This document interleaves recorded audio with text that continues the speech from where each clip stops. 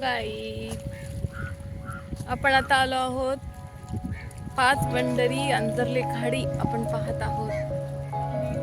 छान अशी तरी आहे. अंतरलेचा हा निसर्ग आपण पाहतोय.